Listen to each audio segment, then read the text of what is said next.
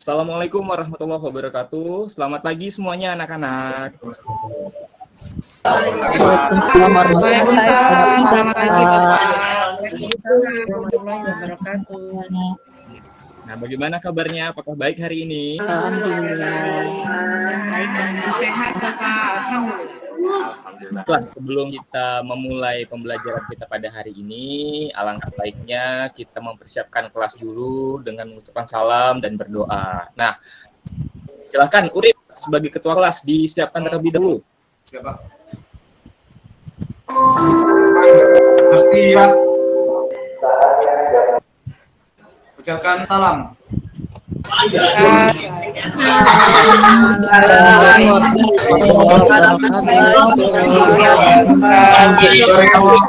Warahmatullahi wabarakatuh Bapak. Ya, waalaikumsalam warahmatullahi wabarakatuh. Selamat pagi semuanya. Ya, terima kasih ketua kelas. Nah, jadi untuk hari ini ya, kita akan membahas materi terkait mengenai relevansi kehidupan dalam sebuah teks cerpen. Nah, sebelum kita ke sana, kita akan mengulas dulu pembelajaran kita pada minggu lalu. Nah, mungkin anak-anak di sini masih ingat tidak apa nih pembelajaran kita pada minggu lalu? Coba, siapa kira-kira yang masih tahu apa pembelajaran kita pada minggu lalu? Mengenai apa? Nah, ada yang masih ingat mengenai teks Ceramah, Pak. Nah, itu dia. Nah, jadi pembelajaran kita minggu lalu itu mengenai teks ceramah. Nah, di mana teks ceramah ini bisa kita sama-sama pelajari dan kita mendapat manfaat yang sangat banyak melalui pembelajaran ini. Nah, ada beberapa hal nih yang ingin saya tanyakan dulu kepada anak semuanya. Yang pertama, apakah masih ingat nih apa yang dimaksud dengan teks ceramah? Coba, siapa yang bisa di sini? Pak, saya Pak, bisa Pak? Oke, silakan. Junaida ya? Ya Pak, Junaida Pak. Silakan Junaida. Ya, kalau menurut saya Pak, kalau ceramah itu kalau di ruang lingkup masyarakat itu berkaitan dengan agama Pak. Tapi kalau dalam konsep pembelajaran ini ceramah itu kegiatan berbicara untuk menguraikan suatu informasi tentang ataupun tentang pengetahuan di depan pendengar atau audiens. Nah, kalau di masyarakat, kita sering mengenal dengan namanya khutbah, Pak. Oke, nah jadi kalau tentang yang berkaitan dengan agama namanya khutbah, tapi kalau dalam konsep pembelajarannya ini tidak dikaitkan dengan agama, tapi secara formal bisa dikatakan teks ceramah. Oke, bagus Junaida, tepuk tangan dulu semuanya untuk Junaida. Ya, baik. Nah, kemudian ini nih pertanyaan yang paling penting. Apa sih manfaat kita untuk mempelajari teks ceramah? Coba, apa nih kira-kira? Saya Pak mau jawab. Baik, siapa ya? Impi ya? Iya Pak, Impi Pak. Silakan Impi. Manfaat teks ceramah ya Pak. Kalau menurut saya sesuai dengan pembelajaran kemarin itu, manfaatnya yang pertama itu untuk meningkatkan kemampuan kita dalam berbicara, Pak. Oke, kemudian ada lagi tidak? Selain itu? Ada lagi, Pak. Menambah ilmu kita, yaitu ilmu dalam beretorika atau berbicara juga, Pak. Oke, ada lagi? Terakhir, mungkin yang ketiga? Terakhir, kita jadi lebih banyak tahu mengenai informasi terbaru yang nantinya juga akan kita sampaikan melalui ceramah tersebut, Pak. Itu aja, Pak. Iya, baik. Ya, terima kasih ya Inti, sangat baik sekali. Nah, jadi Sama-sama, tadi Pak. iya. Nah, jadi tadi itu yang telah disampaikan oleh Junaida dan Inti. Sangat baik sekali ya teman-teman semuanya. Nah, baik. Kemudian kita di sini, saya di sini punya sesuatu nih. Ada seorang tokoh atau sastrawan di sini yang memang di sini saya angkat karyanya untuk dijadikan bahan analisis dan identifikasi. Beliau bernama Ali Akbar Nafis. Nah, jadi beliau itu pernah mengatakan, kalau yang memuji itu teman baik, itu biasa. Kalau yang mencela itu musuh, itu juga biasa. Tapi kalau yang memuji itu musuh dan yang mencela itu kawan, itu yang menyebabkan saya berpikir-pikir. Nah, jadi di sini kita nanti akan mengidentifikasi dan menganalisis karya dari Ali Akbar Nafis. Oke, baik ya, kita lanjut. Nah, jadi dasar kita untuk belajar hari ini itu apa ya, Pak? Nah, ini dia. Dasar kita untuk belajar pembelajaran teks cerpen itu adalah yang pertama. Nanti kalian sebagai siswa dan atau peserta didik itu akan mengidentifikasi nilai-nilai kehidupan yang terkandung dalam sebuah kumpulan cerpen. Nah, di sini kita nanti akan fokusnya pada satu cerpen saja. Nah, kemudian siswa atau peserta didik itu bisa nanti mendemonstrasikan atau menyampaikan salah satu nilai kehidupan yang kita pelajari di dalam sebuah teks cerpen. Nah, kemudian apalagi nih yang menjadi tujuan pembelajaran kita hari ini? Nah, ini dia. Jadi, karena kita nanti akan mengidentifikasi sebuah masalah dalam konteks permasalahan di dalam sebuah teks cerpen, maka kalian sebagai peserta didik harus bisa, yang pertama, memahami dulu apa itu nilai-nilai kehidupan. Yang kedua, menemukan nilai-nilai kehidupannya. Yang ketiga, baru mendemonstrasikan nilai-nilai kehidupannya. Nah, karena ini berbasis permasalahan, nantinya kalian akan dibagikan kelompok. Nah, di dalam kelompok itulah rasa ingin tahu, kerja keras, tanggung jawab, bersikap sahabat, dan komunikatif akan terlihat dari kalian semuanya. Nah, baik, jadi di situ ya, harus aktif, komunikatif, kreatif, tanggung jawab, dan yang lainnya. Baik. Nah, sebelum itu, saya akan menampilkan dulu nih sebuah film pendek. Ya, jadi sebelum masuk teks cerpen, sebelum saya kasih teks cerpennya, pasti nanti tiba-tiba, kok Bapak kasih langsung teks cerpen, suruh kami baca. Nah, kita mulai refleksi dulu nih dengan sebuah film. Filmnya ini adalah film pendek. Yang bermain adalah teman-teman kalian juga ternyata. Nah, kita saksikan dulu ya secara bersama-sama ya.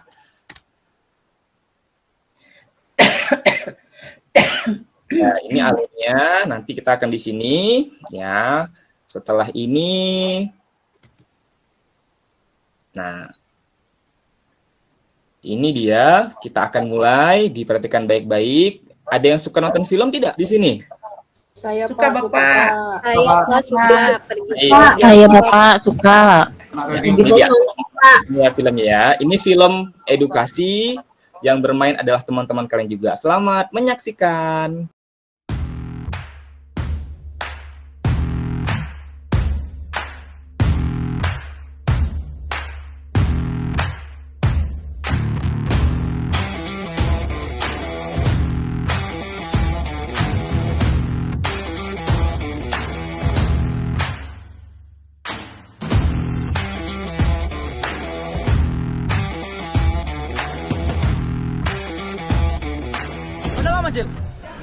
Udahlah, gua aja yang lama. Udah santai lah. Kenalkan, aku Rizky. Dan ini Acil, teman kecilku yang selalu menemani perjalananku hingga sekarang. Dia adalah anak yang keras kepala dan sangat idealis. Hanya melakukan apa yang ia senangi dan apa yang dianggapnya benar. Kami sudah mematrikan mimpi kami sejak kecil. Dan ini adalah kisahku dan Acil.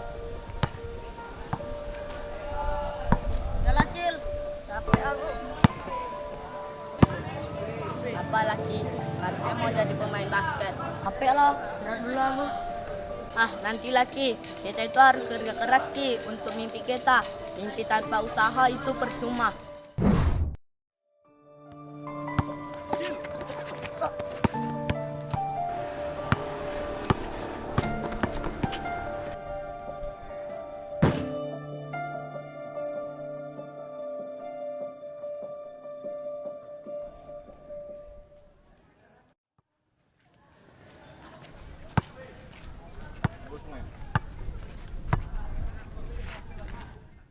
Saya lihat komposisi tim ini semakin hari semakin berkurang.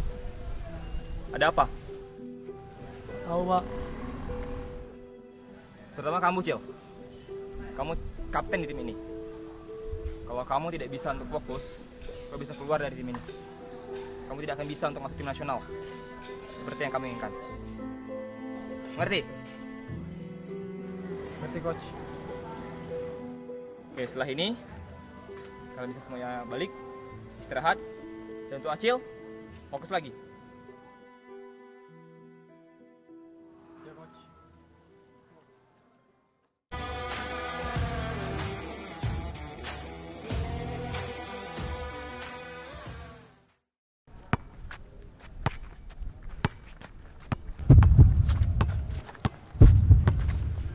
Cil, sini Cil.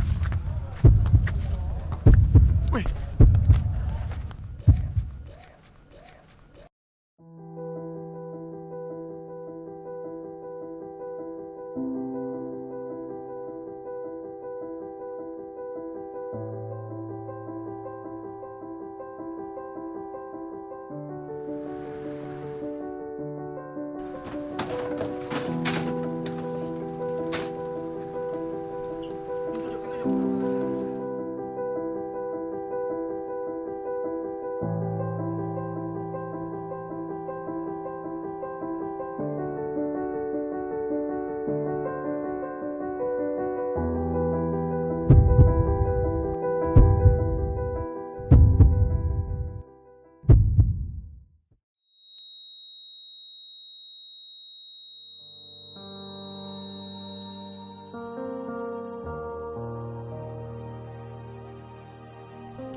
Beginilah akhir ceritaku dan Acil. Sepenggal kisah penuh makna tentang impian yang terhambat lalu tersesat ketika masalah mulai mendekat. Semoga dari Acil kita belajar bahwa narkoba itu memutus harapan. Oleh karenanya, Nah, sekarang coba nih, saya mau tahu dulu, ada beberapa pertanyaan pemantik untuk kalian semuanya. Nah, terkait film yang sudah saya tampilkan. Nah, coba nih, saya mau tahu dulu, dari film itu, kira-kira siapa nih yang tahu apa sih nilai-nilai kehidupan yang terdapat dari tayangan video tersebut? Coba ada yang Saya, tahu Pak. tidak ya? Kira-kira ya? Saya, Ya, Pak. coba. Apri, Pak. Ini ya. dilaksanakan. Oh, Apri. Iya, Pak. Iya. Jadi dapat dua nilai yang dominan, yaitu nilai sosial dan nilai moral, Pak. Hmm? Nah, Oke. menceritakan juga Nah, sekumpulan nilai anak sosial. remaja yang ingin meraih mimpi dan pengaruh narkoba di sekeliling mereka, Pak. Baik ya, Pri ya. Nah, jadi tadi kata Apri adalah di situ ada dua nilai yang paling dominan. Yang pertama tadi adalah nilai sosial, yang kedua adalah nilai moral. Iya. Nah, jadi dua nilai itu memang dominan sekali ya yang ada di dalam teks yang ada di dalam film tersebut. Nah, Jadi isi dari film itu adalah menceritakan tentang sekumpulan remaja yang punya cita-cita menjadi pebasket nasional, tapi terhalang karena narkoba, Pak. Jadi cita-cita mereka terhambat karena narkoba. Begitu, Pak. iya. Ya, baik. Nah, jadi tadi itu ya. Jadi apa yang disampaikan oleh tiga teman kalian tadi itu adalah tepat dan benar. Nah, jadi dari semua tadi itu bahwa tidak hanya dari sebuah bahan bacaan saja kita bisa menilai sebuah nilai-nilai kehidupan di dalamnya, tapi dari sebuah film kita juga bisa mengambil itu semuanya. Nah, kemudian ada beberapa materi nih terkait mengenai teks cerpen. Nah, yang pertama, apa itu cerpen? Nah, di sini Bapak sudah coba untuk menyampaikan cerpen secara sistematikanya, yaitu adalah kisahan pendek yang kurang dari 10.000 kata, kemudian memusatkan kepada satu tokoh dan pada satu situasi atau peristiwa. Nah, jadi tidak perlu memakai kalimat yang panjang-panjang. Nah, kalian bisa untuk memberi mengingat kata kunci dari sebuah cerpen itu sendiri. Nah, di sini ya. Ada tidak Urip ya? Baik, Pak. Kelasnya. Ya, silakan Urip. Oke, untuk ciri-ciri cerpen, yang pertama terfokus pada satu tokoh. Berarti tokoh utama ya, Pak. Yang kedua, ceritanya tidak lebih dari 10.000 kata. Yang ketiga, memiliki puncak masalah. Yang keempat, terdapat solusi atau penyelesaian masalah. Yang kelima, ceritanya padat dan langsung tertuju pada tujuan. 6, alurnya yang singkat. Dan 7, latar ceritanya terbatas. Baik, Pak. Iya, ya, baik. Terima kasih Urip. Sama, Pak. Ya, baik. Nah, itu adalah bentuk dari ciri-ciri sebuah cerpen. Nah, di sini ada 7 ciri-ciri cerpen secara umum. Nah, pembelajaran kita pada hari ini, apa saja nih kira-kira nilai-nilai kehidupan yang terdapat dalam sebuah cerpen? Nah, yang pertama itu adalah nilai moral, ya. Nah, kalau berbicara tentang moral berarti apa ya? Ada yang tahu tidak? Kalau moral apa? Ada yang tahu tentang moral? Sikap. Iya, sikap, benar. Karakter, oke, benar. Kalau perilaku, Bapak. Ya? Perilaku. Gimana? Ya, perilaku, boleh seperti itu. Nah, kalau kita berbicara mengenai religius, tentang apa coba? Agama, Pak. Oke. Nilai-nilai sosial berarti tentang apa? Kalau nilai sosial? Masyarakat. Sosialisasi atau berinteraksi dengan masyarakat. Interaksi yang terdapat manusia. Iya, interaksi yang terdapat di dalam masyarakat. Nah, kemudian dari ini semuanya, tadi nih yang pertama kita sudah menonton sebuah film. Yang berikutnya ini kita sudah untuk yang namanya melihat apa saja sih komponen-komponen yang harus ada dalam sebuah cerpen. Salah satunya adalah nilai-nilai kehidupannya, ya. Nah, kemudian saya ada suatu permainan nih untuk kita semuanya. Itu ada gambar babi. Ya, oke. Ayo kita bermain dengan Kahoot. Nah, yuk coba nih kita sudah mempersiapkan dulu ya. Ayo semuanya langsung saja ke. Siapakah sastrawan yang menulis kumpulan cerpen Robohnya Surau Kami? Nah, ini dia tadi orangnya. Gambarnya sudah ada kan? Ayo, siapa nih kira-kira? Saya bisa menjawab, tapi saya tidak bisa main, Bapak, karena sinyalnya. Alasan, Misna. Sinyalnya agak lambat, Pak, jadi terlambat kirim jawabannya. Ya, nah, yang benar itu hanya 4 orang. Iya, kita lihat ya, siapa nih yang peringkat pertamanya? Ali Akbar Nafis. Iya, masih Okta yang pertama. Ubur-ubur menyusul dan Apri yang ketiga. Oke. Yang lainnya jangan mau kalah. Pertanyaan yang tahu ketiga. Bapak ubur-ubur itu siapa? Benar atau salah? Iya. Ya, nanti kita cari siapa ubur-uburnya. Nah, benar atau salah, cerpen ideal memiliki 500 sampai 1000 kata dalam suatu karya.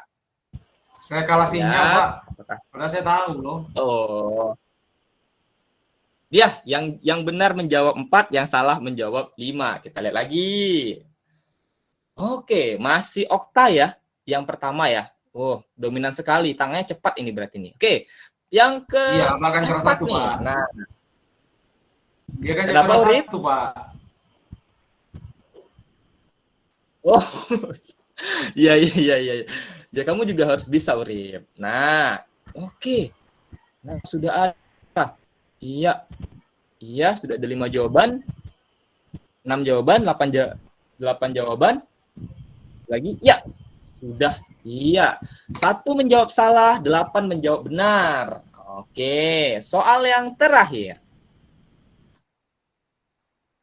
Ya, soal terakhir. Nah, sekarang kita bentuk kelompok belajar sebagai inti pembelajaran kita.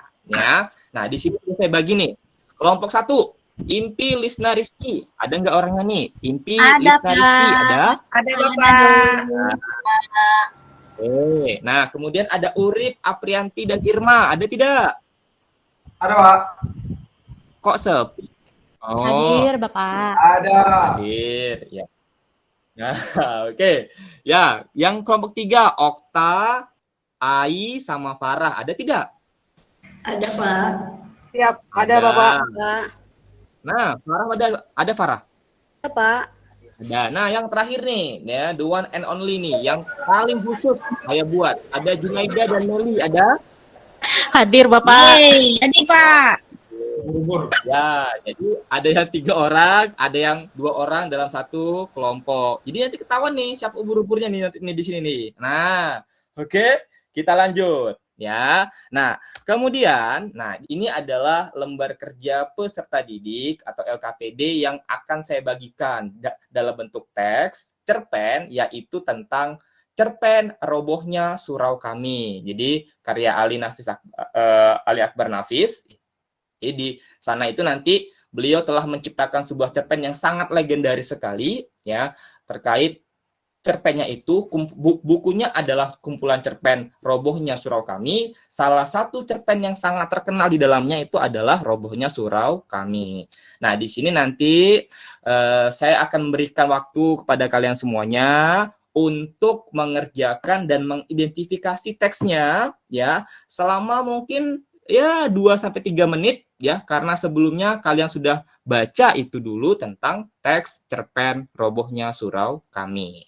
Oke. Nah, untuk merelaksasi kita sambil kalian mencari informasi nilai-nilai kehidupannya, seperti biasa akan ada tayangannya dulu. Nah, silahkan dikerjakan dulu ya. Ya, silahkan dikerjakan dulu. Ya. Siapa?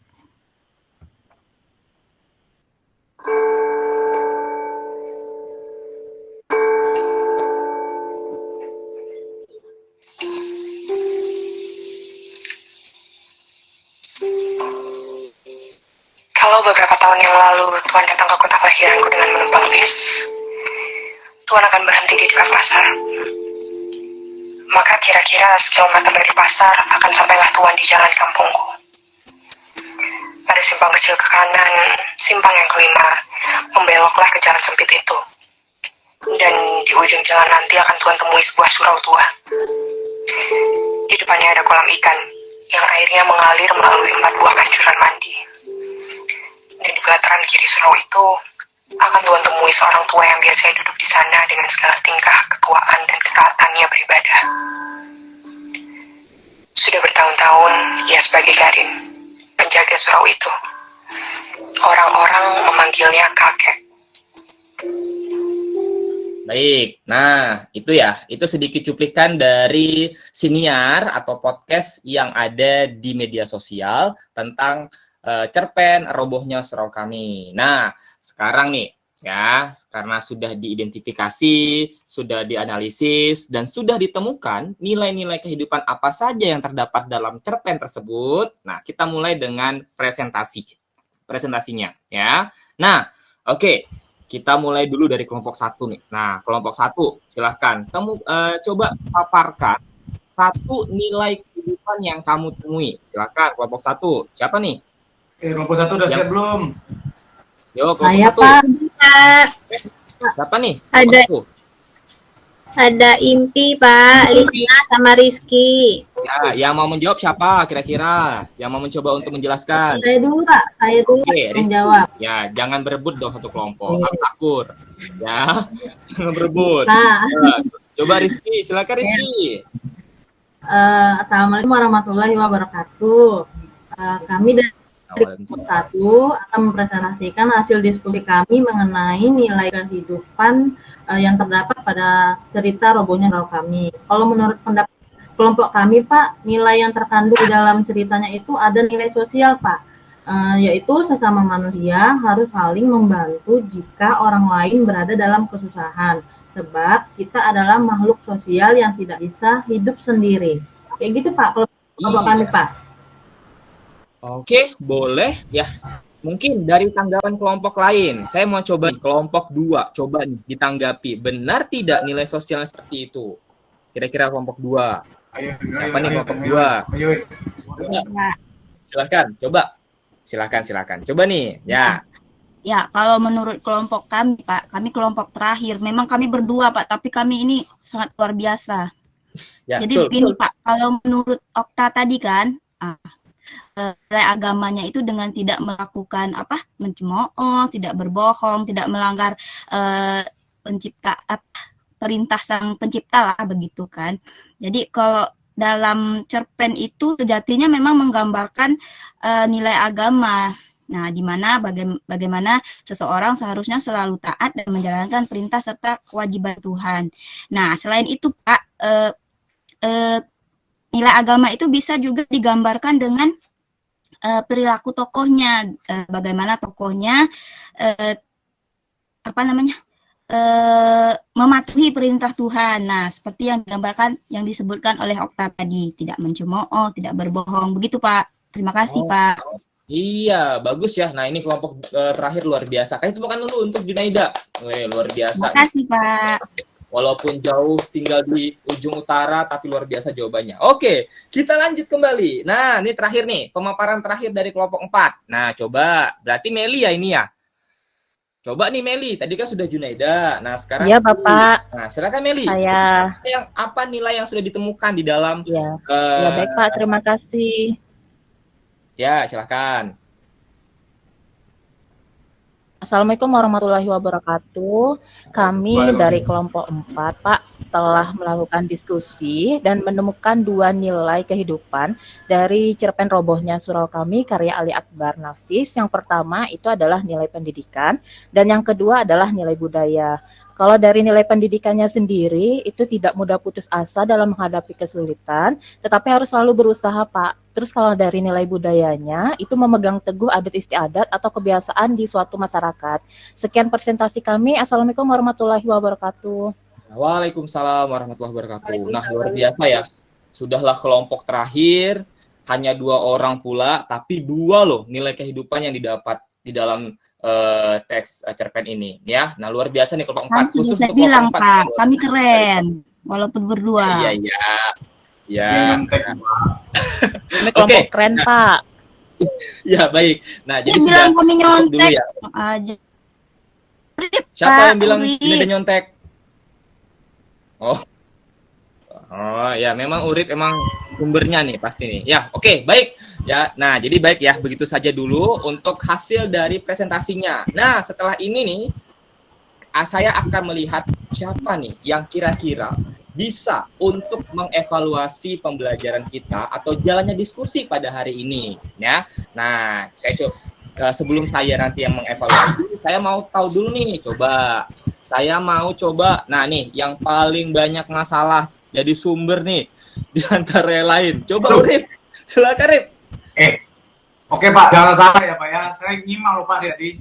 Ya, coba. Nah, menyimpulkan dari presentasi yang disampaikan kawan-kawan, baik itu dari kelompok 1, kelompok saya sendiri, kelompok 2, 3, dan 4. Nah, maka di sini saya simpulkan bahwa cerpen Robohnya Surau Kami ditemukan beberapa nilai kehidupan. Yang pertama yang ditemukan adalah nilai moral. Yang kedua adalah nilai pendidikan. Yang ketiga nilai sosial. Ada nilai religius juga tadi ya Pak ya, ada agama dan nilai pendidikan. Nah, nilai-nilai kehidupan tersebut saling berkaitan dan dapat kita mengambil contoh apakah nilai tersebut dapat kita terapkan pada kehidupan kita sehari-hari. Nah, menurut saya seperti itu Pak. Ya, baik. Wah, ternyata Urip luar biasa juga ya. Ternyata coba yang lain jawab kalian. Ya, jadi luar biasa ya. Ternyata di balik Urip yang tidak bisa diam, terdapat Urip yang emas, yang di dalam kepalanya ada emasnya gitu. Ya, bagus Urip, mantap ya. Nah, terakhir untuk yang menguatkan sebagai evaluasi kita yang terakhir, siapa nih kira-kira yang bisa menguatkan pendapatnya Urip dan hasil diskusi kita pada hari ini? Coba. Siapa yang bisa nih kira-kira? Siapa ya? Baik. Nah, silakan Okta. Saya mau menguatkan kembali Pak. Jadi dari hasil pembelajaran kita hari ini, menurut pendapat saya, cerpen ini mengajarkan kita pendidikan karakter. Ketika kita sudah belajar tentang nilai-nilai kehidupan, maka akan menjadi cerminan untuk diri kita sendiri. Jadi diambil nilai-nilai kehidupan yang baik agar kita menjadi karakter yang lebih baik lagi. Sekian Pak. Ya, baik. Terima kasih Urip dan Okta. Nah, ini pas ya. antara hitam dan putih nih, Okta dan Urip ya. Urip yang hitam, Okta yang putih ya. Jadi bisa dalam konteks ternyata si Urip yang dalam konteks dia suka bermain-main di kelas tapi luar biasa dalam mengevaluasi. Nah, Okta memang yang dari awal sudah sangat baik, formal. Nah, ternyata emang kualitas mengevaluasinya sangat baik sekali. Oke. Nah, bagus ya. Ya, oke. Bagus. Nah, kemudian dari saya, kesimpulan kita pada pembelajaran hari ini, nah ini dia. Jadi di sini saya akan menyimpulkan nih sedikit.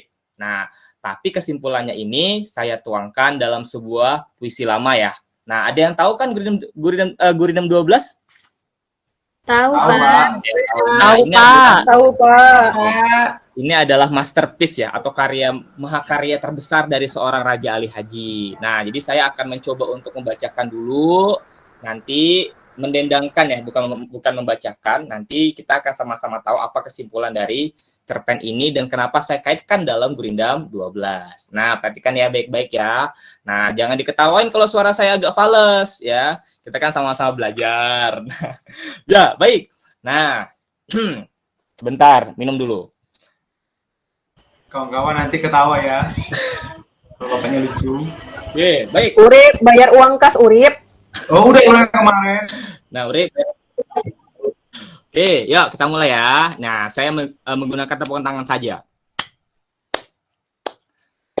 Gurindam 12 Gubahan Raja Ali Haji.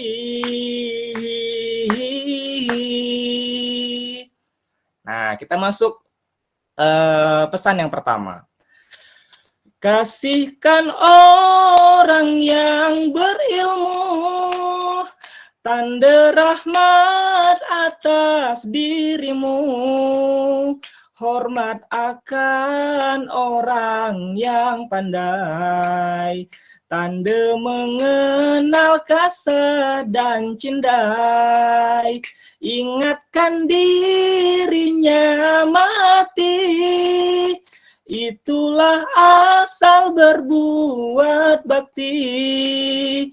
Akhirat itu terlalu nyata kepada hati yang tidak buta. Nah, keren banget. Keren sekali Bapak. Nah, suaranya luar biasa Bapak. Keren Bapak, keren. Ya, itu suara falesnya ya. Nah, suara hebatnya nanti pasti ada di anak-anak semuanya. Nah, mirip ke siapa ini suaranya, Pak? Nah, jadi itu tadi adalah bentuk dari mendendangkan kutipan ya. Ini baru kutipan pasal ke-12 yang saya ambil sebagiannya.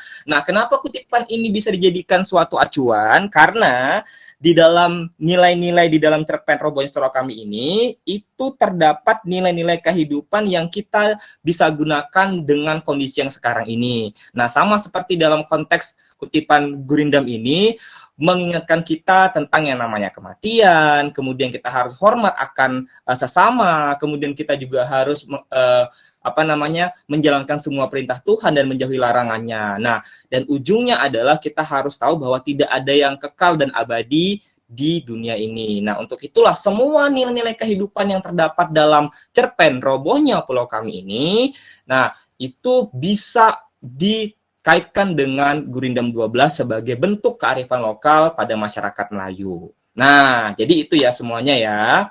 Nah, baik, nah nanti tolong untuk dikumpulkan lembar kerjanya ya. Nah, tugas berikutnya itu adalah saya mau anak-anak semuanya tolong sampaikan nilai-nilai kehidupan di dalam teks cerpen ini ke dalam media sosialnya masing-masing. Entah itu Instagram ataupun YouTube ya. Nah, baik, terima kasih. Saya akhiri. Wassalamualaikum warahmatullahi wabarakatuh. Sampai jumpa semuanya. Selamat pagi. Selamat pagi Bapak. Selamat pagi Bapak. Assalamualaikum warahmatullahi wabarakatuh.